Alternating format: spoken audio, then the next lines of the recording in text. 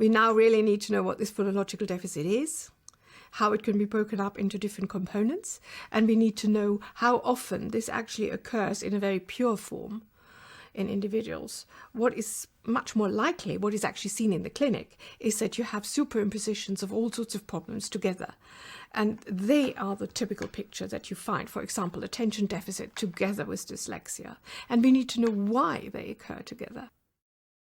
So the progress that has become possible only in the last 10 years or so is to look at the living brain using neuroimaging methods.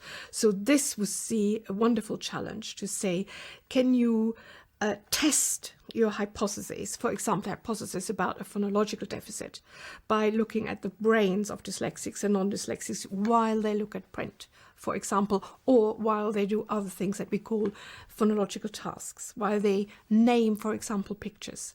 Now, the outcome of this work, and this is still work very much at the beginning because we need much more than 10 years of work to know what's actually going on, is that indeed it is the left hemisphere of the brain where all the language speech processing is happening, where we find the biggest differences between the dyslexic brains and the normal reading brains.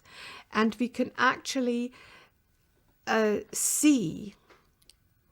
demonstrate in a very nice visual form, which is what the neuroimaging techniques allow us to do, that there is a disconnection between certain components of this speech processing system in dyslexia that we do not find in the normal reading brain. And it seems to be the case that there is one region which is very much at the back of the brain and underneath the temporal lobe, a particular area which has been called the word form area, or it has been known as Brodmann area 37. And this area seems to be the one that gives a very different signal when you compare the dyslexic brain and the normal brain.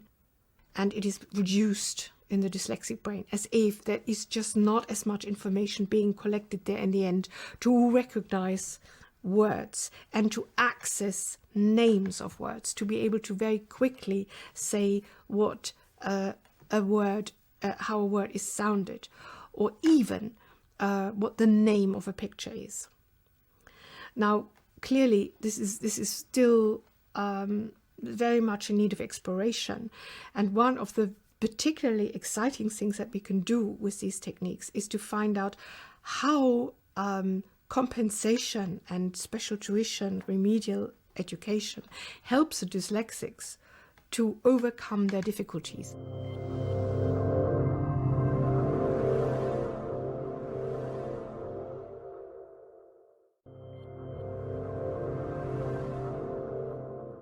I have been very aware of the special complexities and difficulties of English orthography. It always seemed to me the kind of writing system that would be particularly difficult to cope with if you were dyslexic. While in a language such as German, you have much better means of overcoming the difficulties because it's relatively regular. And even more so in Italian, where you have a writing system that is so utterly transparent that almost anybody can just pronounce the words that they've never seen. Italian children are usually able to learn to read very well, very accurately after 1 year at school.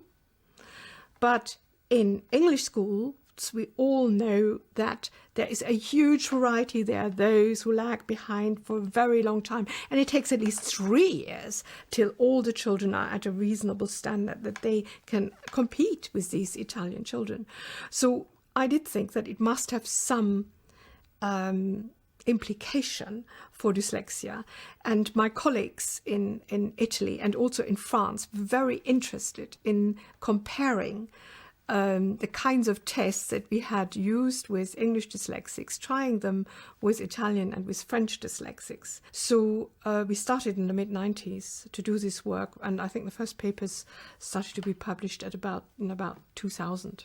It took us a very long time to carry out. It was funded by a European sources, because we thought it really was very important to find out the differences, the cultural differences that contribute to the ability to learn to read and write and to use written language.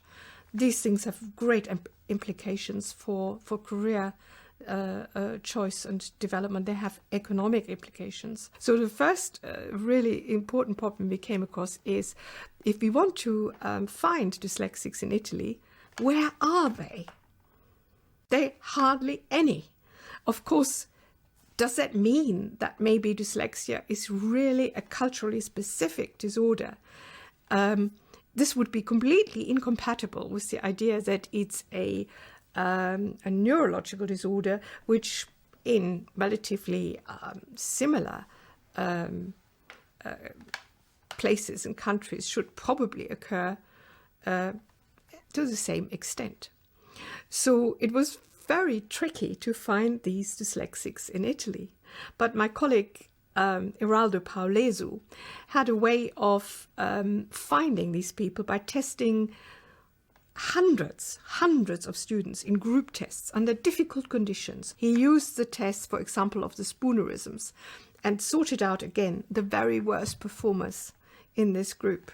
And so he whittled them down till he came to a group that really were just like the English dyslexic, just like the French dyslexics. And when we looked at their brain processes, they showed exactly the same differences to their Italian controls as did the French dyslexics, as did the English dyslexics.